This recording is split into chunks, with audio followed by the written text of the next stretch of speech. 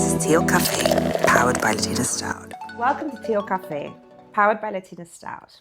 I'm Jacqueline, your British Latina host, and today we have Juan, aka Spin, joining us on the sofa. Hello. Hello. And welcome. Thank you. I'm so glad that you're here because we've had some good conversations. I think part of my journey has been having you in my life, whether it's, seeing you at parties, whether it's kind of going out and, Kukai. Kukai. You took it back. He did work at Kukai. Yes, she gave me that job. Is it? Sorry. Oh, wow. So my cousin worked at Kukai part-time and I had just got my NI number.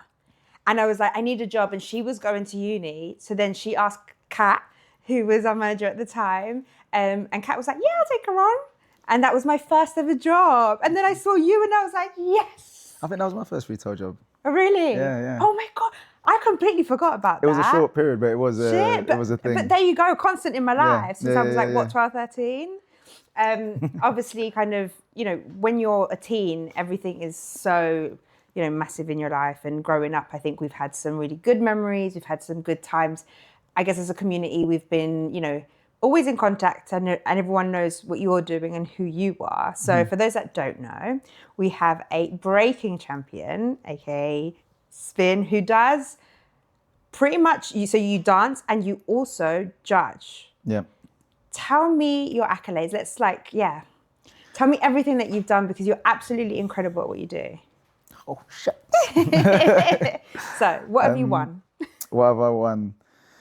I guess my biggest titles, have been national champ 5 times, European solo champ. Sorry, not once, not twice, but 5. Yeah, European solo champ a couple times. Amazing. And world champ with my crew in like different world finals. But it's not like football where you have like one World Cup, right? There's multiple world finals. So like some events will have qualifiers in different countries and then you qualify for the world final, like winners of winners, and then whoever wins that is the world champ, right? Okay. So yeah, there's like more than one event, so we say. On the cruise stuff is the only time I had like world stage stuff. I've been on some solo world stages, but I never won there. And you got to like finals and semi-finals. Only? Always came short. That's incredible. Yeah, no, it was cool. But when you're like, yeah, you so just, yeah. If only I could have taken that home. Yeah. I started breaking when I was 14. So at 14, we were obviously out in Baby Chennai all the time. You were playing for Universal, so you were a footballer when I met you. What was that transition? Because I don't think you stopped football, but you did transition into dance. Yeah. So football was like my obsession at the time. And dance was just some cool shit that I wanted to do because it was like... And we were all trying to learn as well, weren't we, at that time? Yeah, like there was I don't know, you might see like Usher in a video doing some stuff and everything like on MTV, there was little bits and bobs that you'd see that you wanted to copy and stuff. But really, I'd always wanted to do something like breaking. I was already doing street dance in school or whatever. But my school started bringing in some like extracurricular activities for like dance, drama, music. And for dance, they brought in these breakers. So it was like, it's going to be a breaking after school club. And I was like, hell yeah. Because unless you know where to go, like where would you go to learn? Yeah. And now it's coming to my school. And I was like, oh yeah, I was there straight away. So thank you to your school for bringing that in. Whoever brought that in. Like, Jessica Ward. Changed your life. Yeah, our dance teacher, Jessica Ward, who now works at in a ballet school in Birmingham. She's like a big deal in the dance world.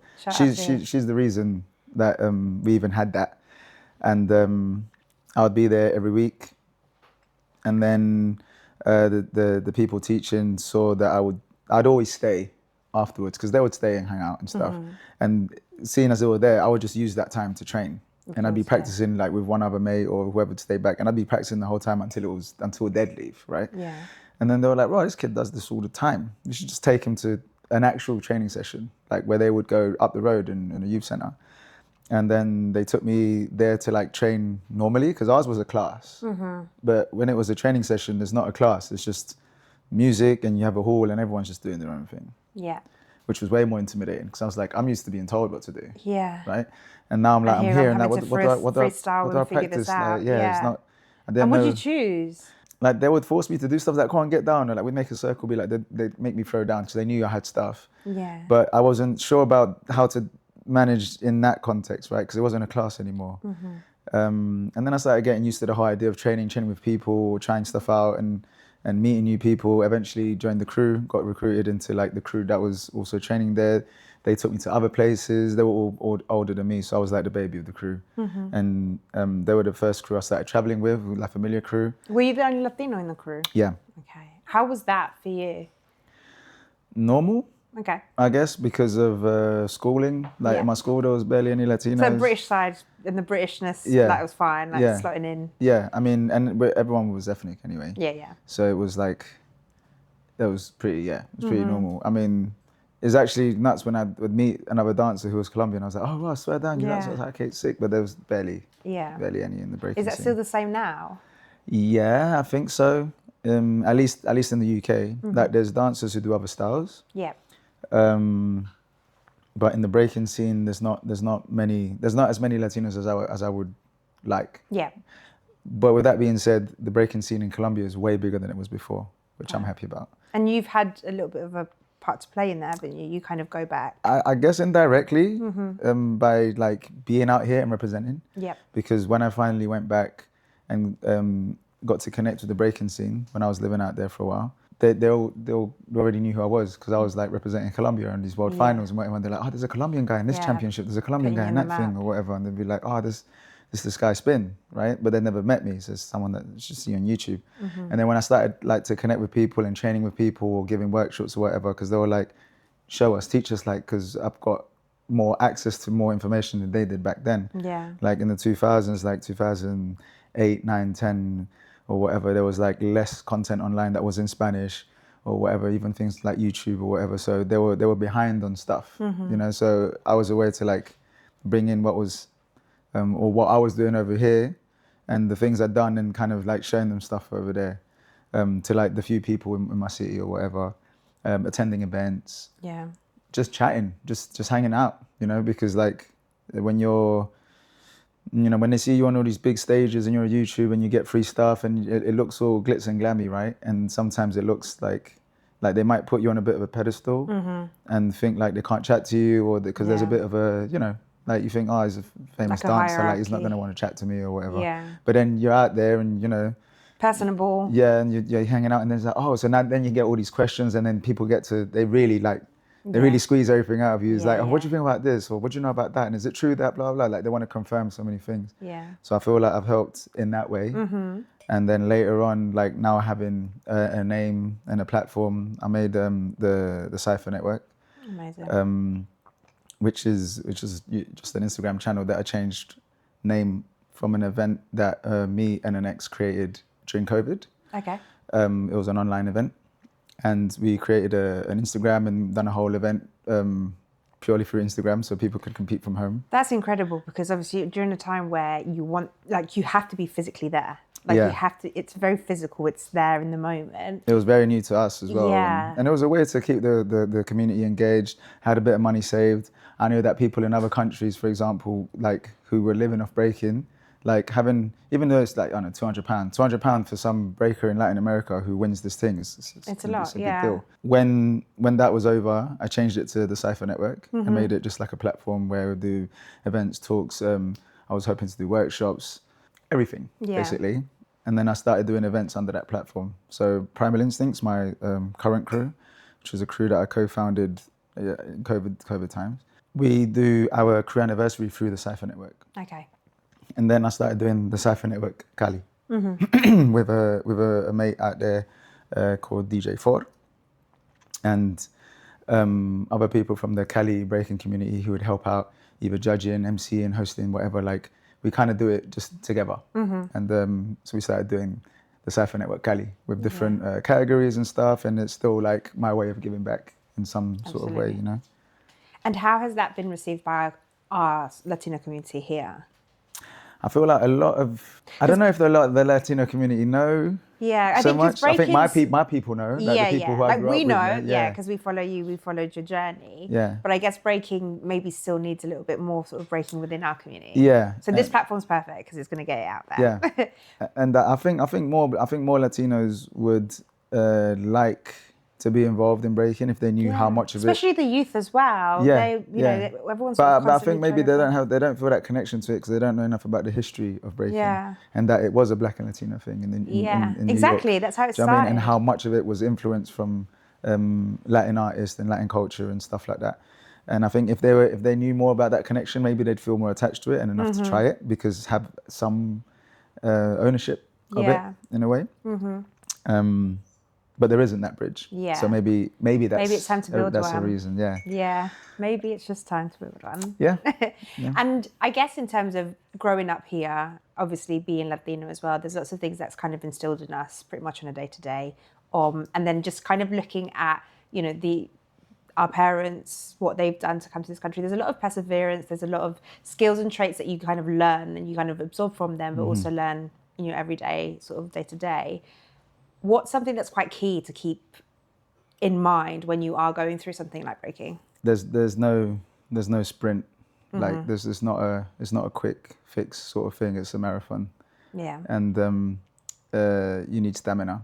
Yeah. And to have the stamina to do it on good days, bad days, days you don't feel like it or whatever, like you really have to love what you do. How do you push when because there's days that I don't want to do anything. Like what's your way of kind of, I guess, coping with that? And moving and breaking that barrier, because there's always a wall, isn't it? It's about breaking that wall. Yeah, it's just a discipline thing. You just build the discipline, you know. And it sounds so like easy and cliche or whatever, but it is simple. It doesn't mean it's easy. Easy isn't always simple, right? So something might be a simple idea, but it's hard to execute, right?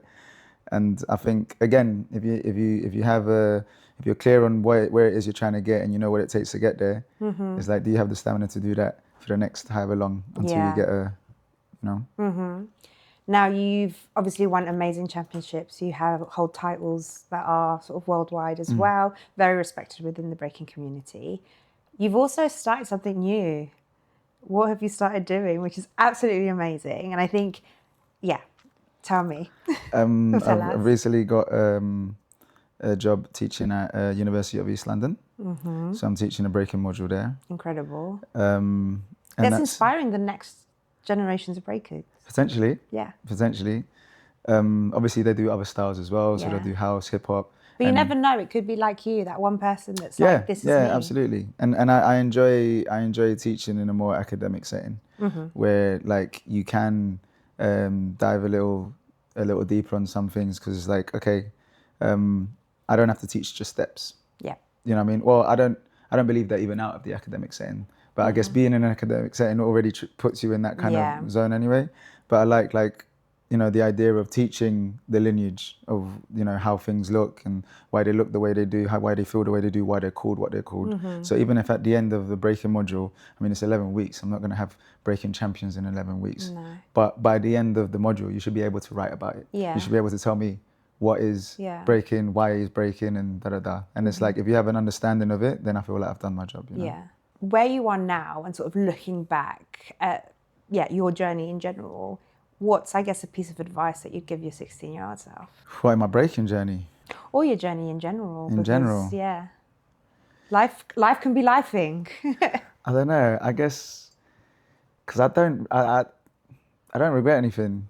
You're big on self-development. Yeah. I know that's one of the things that you'd look back and kind of say, absolutely, like, you know, learn, grow, kind of push yourself out the boundaries. I think more relative to like what current 16-year-olds are experiencing, I would say is like do your due diligence. Like don't skip the process, you know. Yeah. Because like process is where you learn. Is where you learn everything. It's where you grow. It's where that's the actual that's the actual prize. That's the meaty part of it. Yeah. Like if we skip it, we do kind of skip a lot of life lessons. Yeah. So like for example, the titles I have are all good.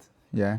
But it's the process into getting those titles. That's the reason I'm even maybe teaching now. Yeah. You know what I mean? Because I didn't skip the stuff that would, you know what I mean? Like you have a pedagogy for a reason. Yeah. Because I was taught that way, and that's why I teach that way. But it's like that was a process in itself, not going the shortcut way. You know what I mean? Yeah. Like knowing why things connect to each other, and that's the long way around. But at the end of it, it was due to a process, you know. Yeah. So I don't skip the process. And what's next for you? What's next? I'm excited about this teaching thing. I like the idea of continuing teaching and mentoring. Like I've been in a mentorship position with my crew, I guess, for a while now, because they're a lot younger not all of them, but they're maybe younger in their journey in breaking. So teaching and mentoring, I think, are my main two focuses now. I'm still young enough to break and compete. Yeah. I don't need it as much. My ego doesn't need it as much as I used to. I don't want to be like competing with the best in the world like I was at one point. Now I think that's my focus now, and I guess that's my way of giving back, like passing on knowledge, so that the people that have that knowledge can also do the same with whether they end up teaching or bringing or making their own crews or whatever. And I think that's my main focus now. Perfect. Thank you so much for talking to me. Thank you for and having me. for sharing that. Obviously, very exciting. Keeping an eye out for everything that you do, and I'm definitely going to have you back because there's so many things that we've delved into. I mean, that there's so much more that we can kind of go through. So please come back. Of course. Thank you. Thank you. Woo. Cheers.